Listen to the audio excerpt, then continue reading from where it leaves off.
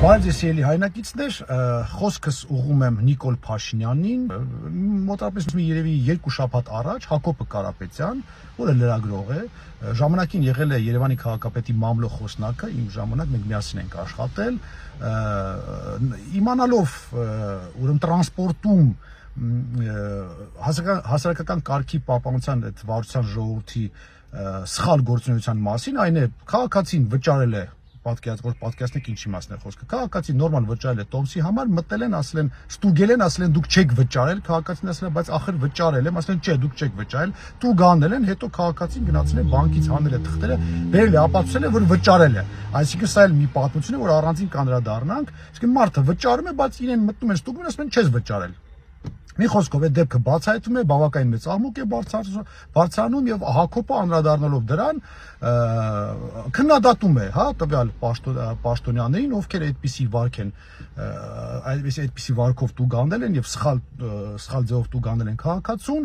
նորմալ ձևով քննադատում է եւ գոնե այդ քննադատությունը ընդունեն գիտություն, ասեն վայ կներեք, մյուս անգամ չի կրկնվի, ուրեմն հասարակական կարգի Երևան քաղաքի պահպանության վարչության պետը, շուտ ժամանակավոր պաշտոնակատարը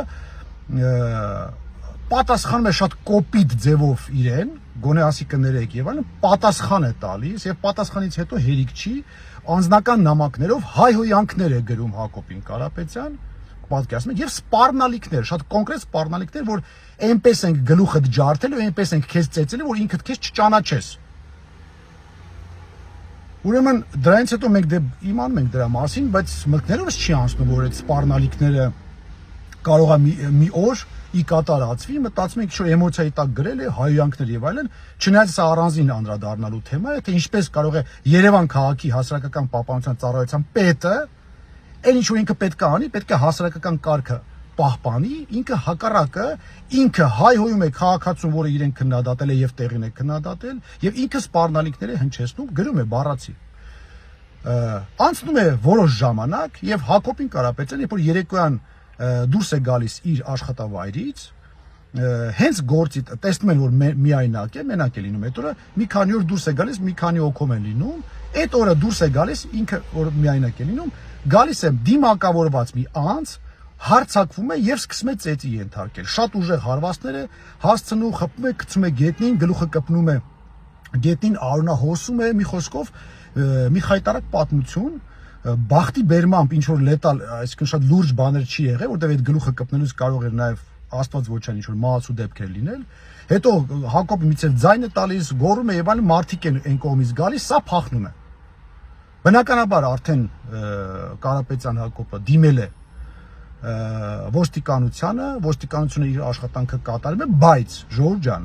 այս ինչին ենք հասել։ Այն որ ՔՊ-ի падգամավորները ամբողջ օրը իրենց ճղում են ազգային ժողովում այսօրվա հանդիմությանը ասելով, այ դուք որ ձեր ժամանակ գիշերներով պատեզներում բռնում ծեծում էին, հիմա հո տենց չի։ Տենում եք որ տենց հա։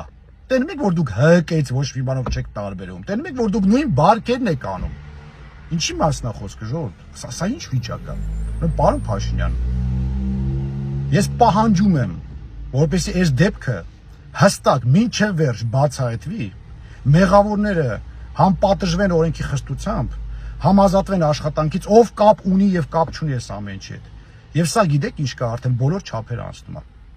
Սա արդեն բոլոր չափերը անցնում է։ Այն ամեն ինչը, ինչի համար եղավ 18 թվին այդ հեղափոխությունը կամ իշխանափոխությունը, չգիտեմ, այդ արդեն պատմություն է ցույց կտա։ Այնուամենայնիվ, այդ ամեն ինչ ինչի համար ժողովուրդը դուրս եկե փողոցներ եւ պայքարում է, հիմա նույն բանը անում եք դուք։